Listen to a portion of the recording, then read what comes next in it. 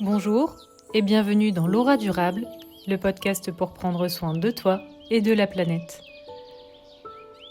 Aujourd'hui, on sort prendre l'air, direction le jardin.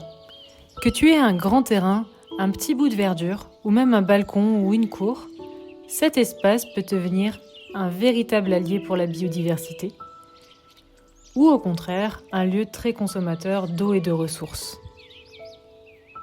Avec quelques gestes simples, ton jardin peut devenir écologique, plus vivant et souvent plus facile à entretenir. Alors la règle numéro 1 est d'arroser moins mais mieux. L'eau est une ressource précieuse, surtout au jardin. Un arrosage mal adapté peut gaspiller énormément. Alors voici quelques bons réflexes. Arrose tôt le matin ou le soir. Ça permet d'éviter l'évaporation trop rapide. Les plantes fonctionnent comme les humains, rien de tel qu'un verre d'eau au réveil.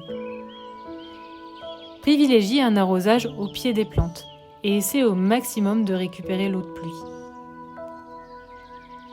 Enfin, arrose aussi moins souvent, mais plus longtemps pour favoriser des racines profondes. Dans ton jardin, il est aussi ultra important de favoriser la biodiversité. Un jardin vivant est un jardin équilibré. Tu peux planter des fleurs locales et mellifères, laisser une zone un peu plus sauvage ou installer un hôtel à insectes ou un point d'eau par exemple. Les insectes, les oiseaux et les pollinisateurs jouent un rôle essentiel. On a aussi souvent tendance à trop intervenir. Laissons la nature faire. Laisse l'herbe un peu plus haute. Espace les tontes, ça te fera gagner des heures précieuses et rien de plus beau qu'un jardin sauvage. Garde des feuilles mortes au sol.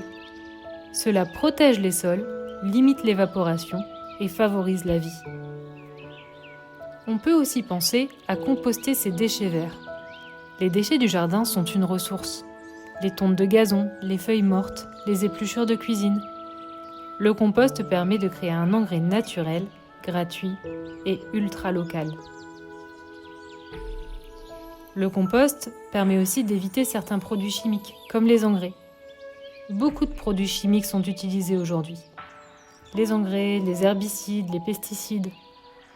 Ils polluent les sols, l'eau et nuisent à la biodiversité. Alors rien de tel qu'un paillage que des solutions naturelles et d'un désherbage manuel. Ça prend du temps certes, mais quel plaisir de mettre les mains dans la terre de temps en temps. Un jardin écologique est souvent plus résilient. Enfin, pense à adapter tes plantations. Choisis les bonnes plantes, c'est essentiel. Privilégie des espèces adaptées au climat local et peu gourmandes en eau. Avis aux botanistes qui écoutent cette vidéo, je suis preneuse de vos conseils en commentaire. Résultat, moins d'entretien, moins d'arrosage et plus de résistance naturelle.